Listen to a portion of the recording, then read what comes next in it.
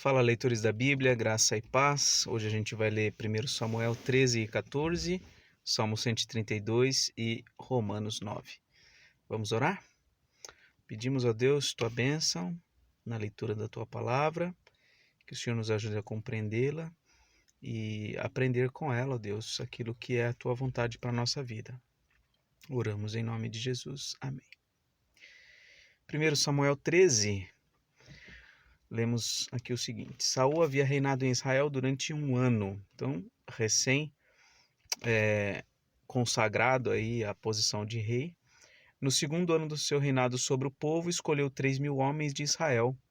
2.000 estavam com Saul em Miquimás e na região montanhosa de Betel, e 1.000 estavam com Jonatas em Gibeá de Benjamim. Jonatas era o filho de Saul. Então, nesse episódio aqui, 2.000 estão com Saul e 1.000 estão com Jonatas. Saul despediu o resto do povo, cada um para sua casa. Jonatas derrotou a guarnição dos filisteus que estava em Gibeá, e os filisteus ficaram sabendo disso. Então Saul mandou tocar a trombeta por toda a terra, dizendo: que os hebreus escutem isto. E todo Israel ouviu dizer: Saul derrotou a guarnição dos filisteus, e agora os filisteus estão com ódio de Israel. Então o povo foi convocado para se juntar a Saul em Gilgal. Os filisteus se reuniram para lutar contra Israel com 30.000 carros de guerra, 6.000 cavaleiros e povo em multidão como a areia que está na praia do mar.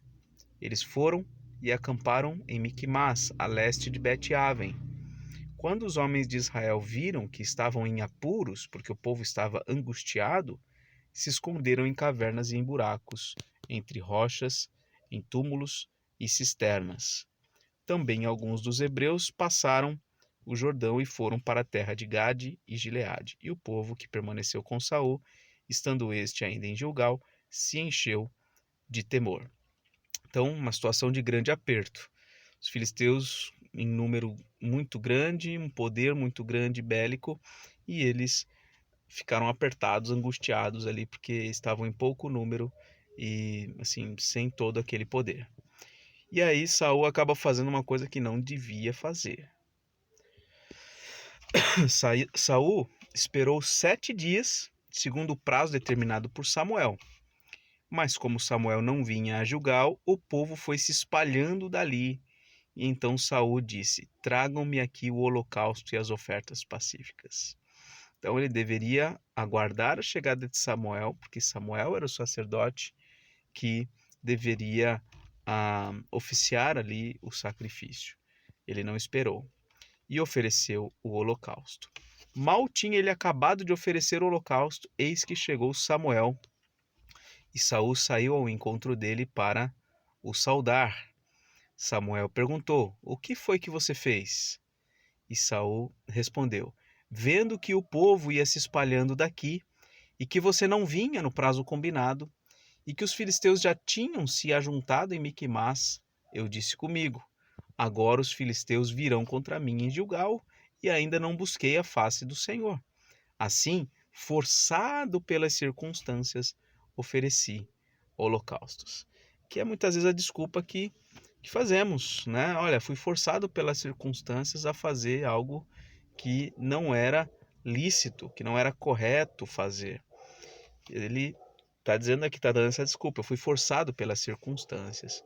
Então Samuel disse a Saul: você cometeu uma loucura não guardando o mandamento que o Senhor seu Deus lhe ordenou, pois o Senhor teria confirmado para sempre o seu reinado sobre Israel. Mas agora, olha aí, o seu reinado não subsistirá. O Senhor buscou para si um homem segundo o seu coração, e já lhe ordenou que seja príncipe sobre o seu povo, porque você não guardou o que o Senhor lhe ordenou.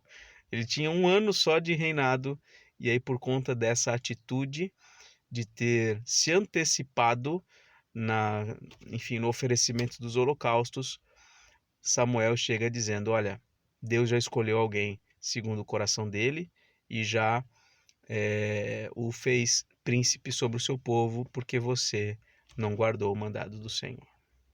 Então Samuel se levantou e foi de Gilgal a Gibeá de Benjamim. Saul contou o povo que estava com ele, eram cerca de 600 homens. Saul, o seu filho, Jonatas e o povo que estava com eles ficaram em Geba de Benjamim, enquanto os filisteus estavam acampados em Miquimás. Os saqueadores saíram do campo dos filisteus em 3 tropas.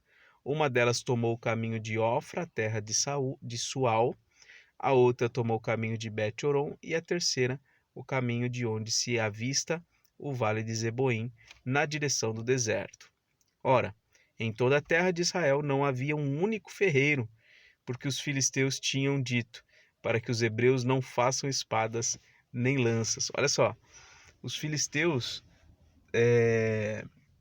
que estavam assim muito poderosos naqueles dias, porque eles não foram derrotados, não foram expulsos da terra no tempo devido, eles fizeram com que em Israel não tivesse nenhum único ferreiro, ou seja, ninguém que trabalhasse com ferro. Então eles não tinham espada, não tinham lança, não tinham armamento, não tinham nada, nada para enfraquecer Israel. Por isso, todo Israel tinha de ir aos filisteus para amolar as lâminas dos arados, as enxadas, os machados e as foices. Até para trabalhar eles precisavam dos filisteus. Os filisteus cobravam dos israelitas 8 gramas de prata para amolar os fios das lâminas e das enxadas, e 4 gramas de prata para amolar machados e aguilhadas. Olha só. Por isso, no dia da batalha, não se achou espada. Não se achou nem espada, nem lança na mão de nenhum do povo que estava com Saul e com Jonatas. Saul e seu filho Jonatas tinham essas armas. A guarnição dos filisteus saiu ao desfiladeiro de Miquimás. Então, eles tinham armas, mas todo o povo estava ali sem arma nenhuma. Capítulo 14. Um dia Jonatas, filho de Saul, disse ao seu jovem escudeiro: Venha, vamos até a guarnição dos filisteus que está do outro lado. Porém, ele não contou isso a seu pai. Então ele chamou o escudeiro: Vamos lá, vamos fazer um esquema aqui, vamos pegar eles de surpresa. Saul se encontrava na extremidade de Beá, debaixo da romanceira em Migron, e o povo que estava com ele eram cerca de 600 homens. Aías, filho de Aitube, irmão de Icabô, filho de Finéias, filho de Eli, sacerdote do Senhor em Siló, trazia a estola sacerdotal. O povo não sabia que Jonatas tinha ido. Então, entre os desfiladeiros pelos quais Jonatas procurava passar a guarnição dos filisteus, havia um penhasco íngreme de um lado e outro penhasco íngreme do outro lado. Um se chamava Bozés, o outro Sené. Um deles se erguia ao norte, diante de Miquimás, e o outro ao sul, diante de Geba. Jonatas disse ao seu escudeiro: Venha, vamos até a guarnição desses incircuncisos.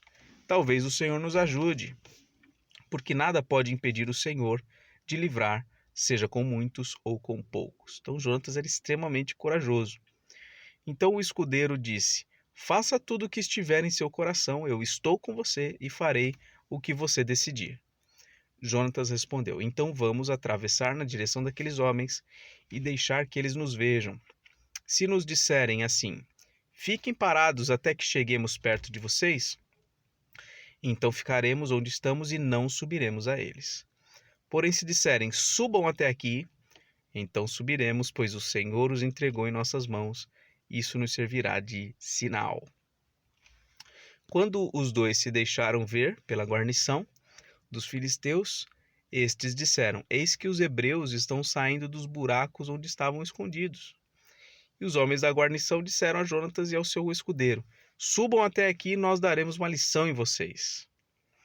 Então Jonatas disse ao escudeiro: Venha atrás de mim, porque o Senhor os entregou nas mãos de Israel. Então Jonatas subiu engatinhando e o seu escudeiro foi atrás. Os filisteus caíram diante de Jonatas e o seu escudeiro os matava atrás dele. Era uma parceria boa, né? O Jonatas derrubava os caras e o escudeiro matava eles. Neste primeiro ataque, Jonatas e o seu escudeiro mataram perto de 20 homens numa pequena área de terra. Houve grande espanto no arraial, no campo e entre todo o povo. Também a guarnição e os saqueadores tremeram e até a terra tremeu foi um terror causado por Deus. Em Gibeá de Benjamim, as sentinelas de Saul olharam, e eis que a multidão dos filisteus se dispersava, correndo uns para cá, outros para lá. Então Saul disse ao povo que estava com ele: contem os soldados e vejam quem é que saiu do acampamento, porque Saul viu alguém saiu daqui e foi lá fazer bagunça no meio dos filisteus lá, né?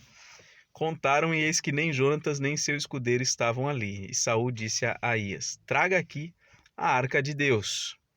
Isso porque naquele dia ela estava com os filhos de Israel.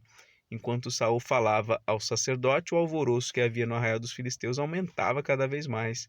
Então Saul disse ao sacerdote: desista de trazer a arca. É uma bagunça, né? Essa época aqui, essa fase é terrível. Saul e todo o povo que estava com ele se reuniram e foram à batalha. E eis que a espada de um era contra o outro, e houve grande tumulto. Também os hebreus que anteriormente haviam estado com os filisteus e que tinham ido com eles ao arraial, também estes se juntaram com os israelitas que estavam com Saul e Jonatas. Quando todos os homens de Israel que estavam escondidos na região montanhosa de Efraim ouviram que os filisteus estavam fugindo, também eles entraram na batalha e os perseguiram. Assim, o Senhor livrou Israel naquele dia, e a batalha passou além de Bet-Aven. Então, foi assim que o Senhor livrou eles naquele dia. Naquele dia, os homens de Israel estavam angustiados, porque Saul havia levado o povo a fazer um juramento. Olha a bobagem que Saul fez. Fez todo mundo prometer, dizendo: maldito o homem que comer algo antes de anoitecer, antes de eu me vingar dos meus inimigos. Eles não podiam comer nada. Por isso todo o povo se absteve de comer naquele dia. Todo o povo chegou a um bosque onde havia mel no chão. Olha só, tinha mel no chão. Eles não podiam comer.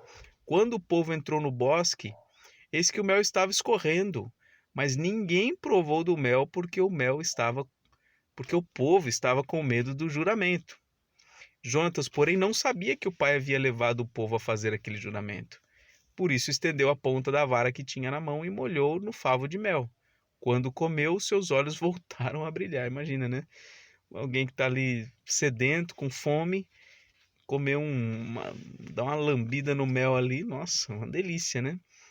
Então alguém do meio do povo disse: o seu pai levou o povo a jurar solenemente, dizendo: maldito o homem que comer algo no dia de hoje, por isso o povo está exausto. Então Jonatas disse: meu pai trouxe desastre sobre a terra. Você vê como Saul era um imbecil, né? O próprio filho diz: meu pai trouxe um desastre sobre a terra. Vejam como meus olhos brilham por ter eu provado um pouco desse mel. Teria sido muito melhor se hoje o povo tivesse comido livremente do que encontrou entre os despojos dos seus inimigos. A derrota dos filisteus teria sido bem maior.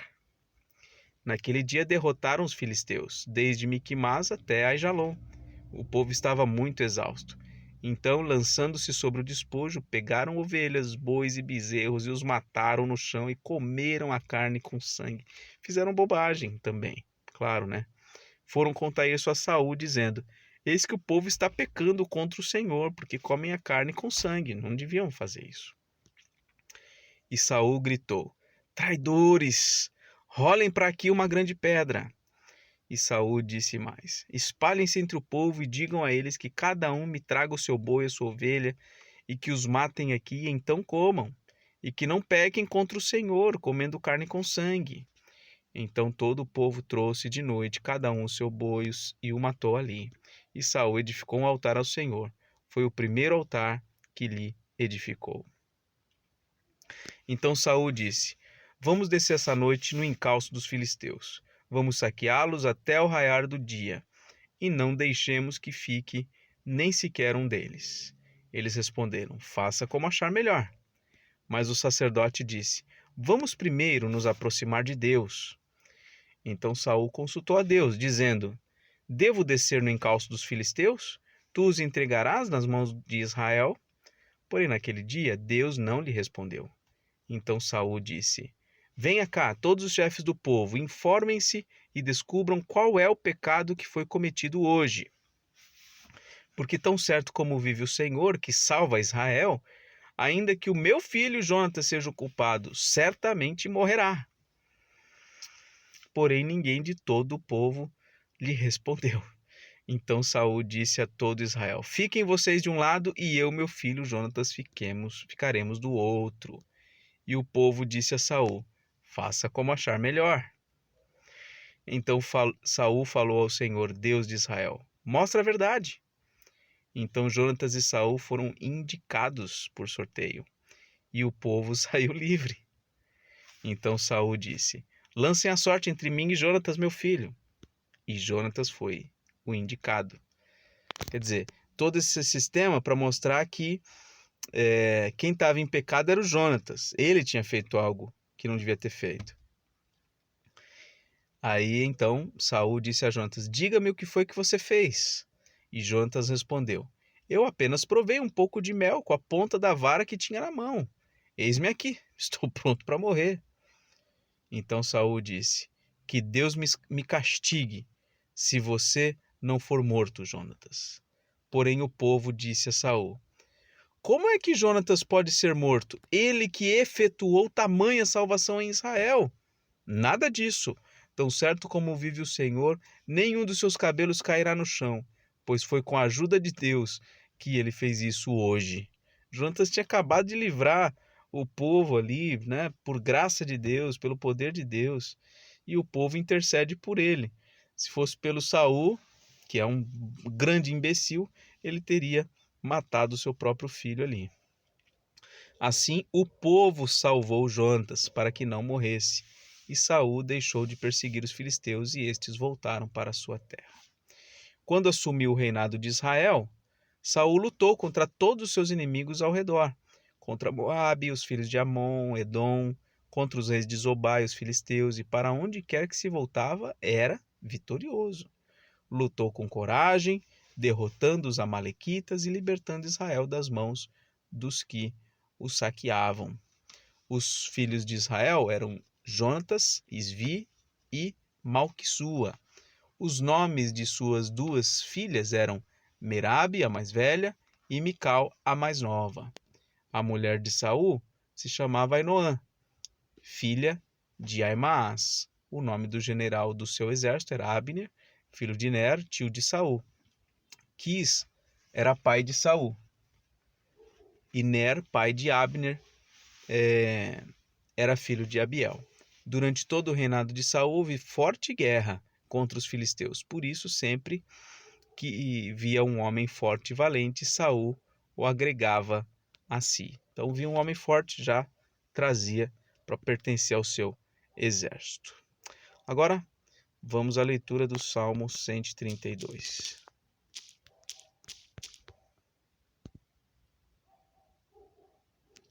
Lembra-te, Senhor, de Davi e de todas as suas provações. Lembra-te de como ele jurou ao Senhor e fez votos ao poderoso de Jacó, dizendo: Não entrarei na tenda em que moro, nem me deitarei no leito em que repouso. Não darei sono aos meus olhos, nem repouso às minhas pálpebras, enquanto eu não encontrar um lugar para o Senhor, uma morada para o poderoso de Jacó. Ouvimos dizer que a arca estava em Efrata, e a encontramos no campo de Jaar. Entremos na sua morada, adoremos diante do estrado dos seus pés. Levanta-te, Senhor, e entra no lugar do teu repouso, tu e a arca do teu poder. Vistam-se de justiça os teus sacerdotes e exultem os teus fiéis. Por amor de Davi, teu servo, não rejeites o teu ungido. O Senhor jurou a Davi com firme juramento, e dele não se desviará. Farei com que no seu trono se assente um dos seus descendentes. Se os filhos de você guardarem a minha aliança e o testemunho que eu lhes ensinar, também os filhos deles se assentarão para sempre no seu trono. Pois o Senhor escolheu Sião, preferiu-a por sua morada.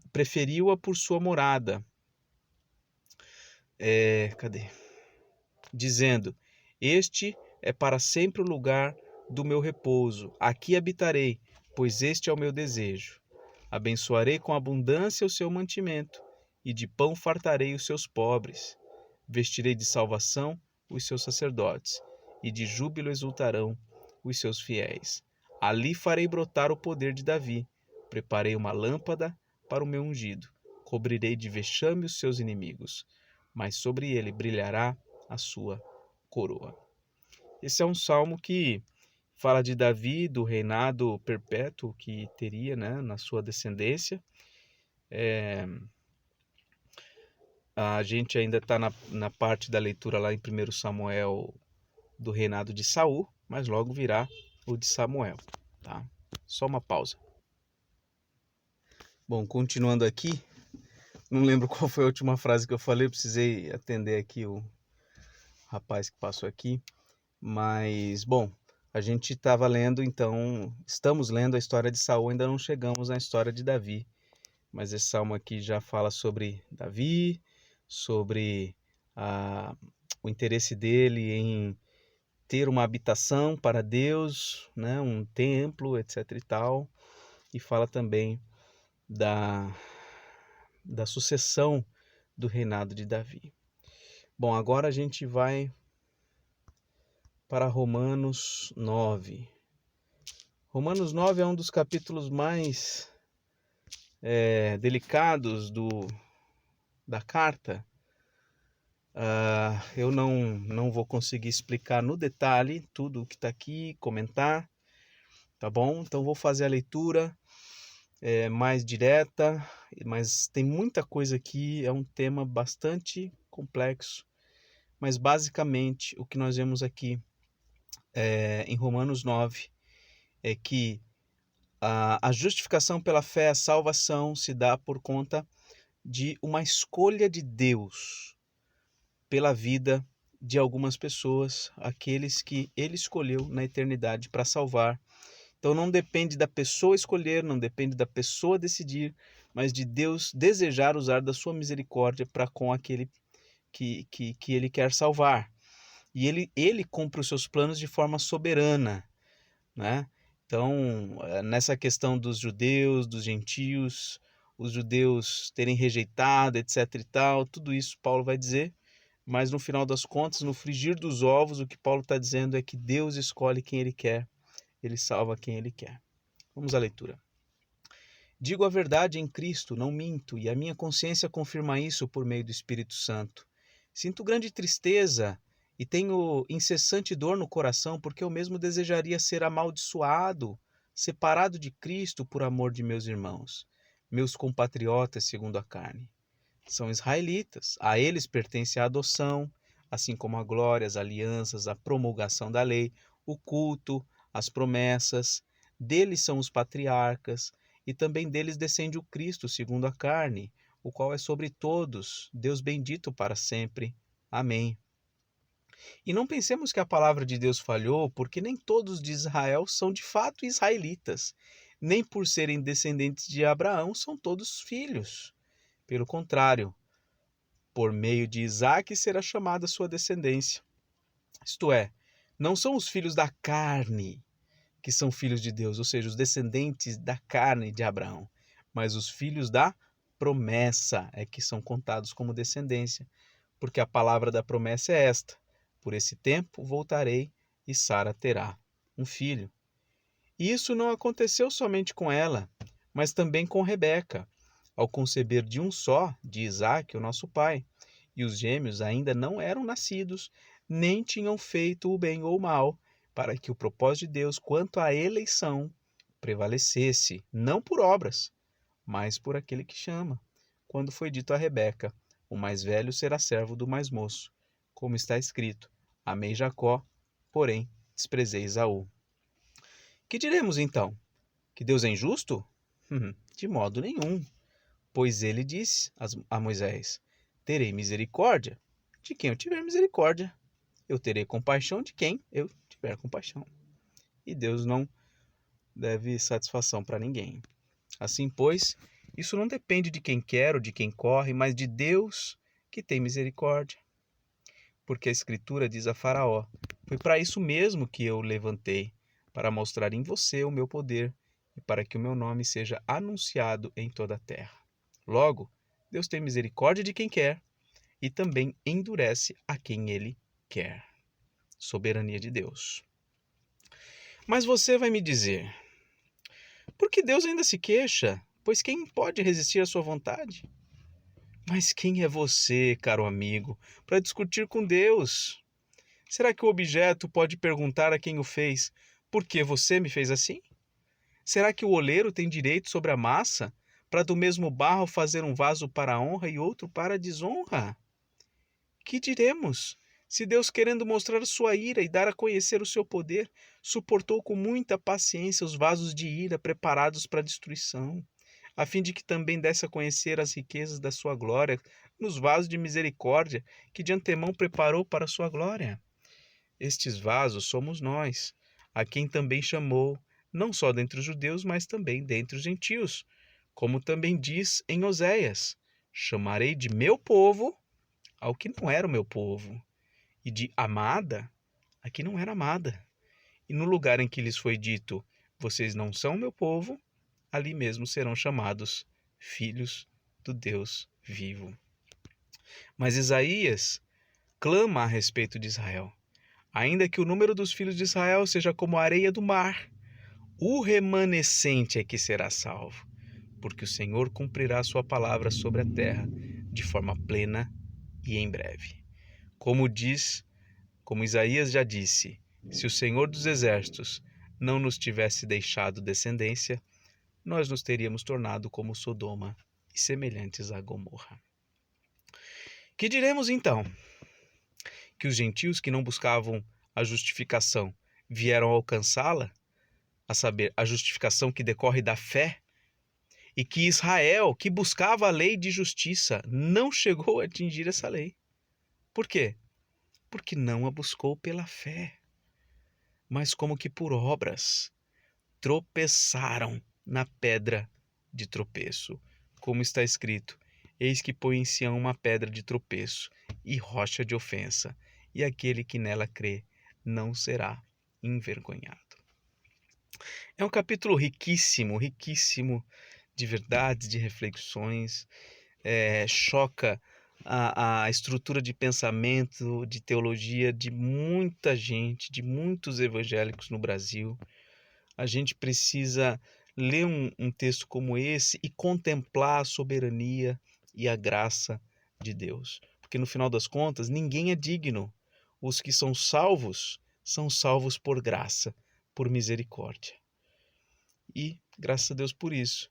Porque senão você e eu não teríamos a chance de sermos salvos, se não fosse pela graça e a misericórdia de Deus sobre a nossa vida e essa eleição eterna, esse propósito eterno de Deus se cumprindo na nossa vida. Louvado seja Deus por isso. Essa foi a leitura de hoje, um forte abraço e até mais, se Deus quiser.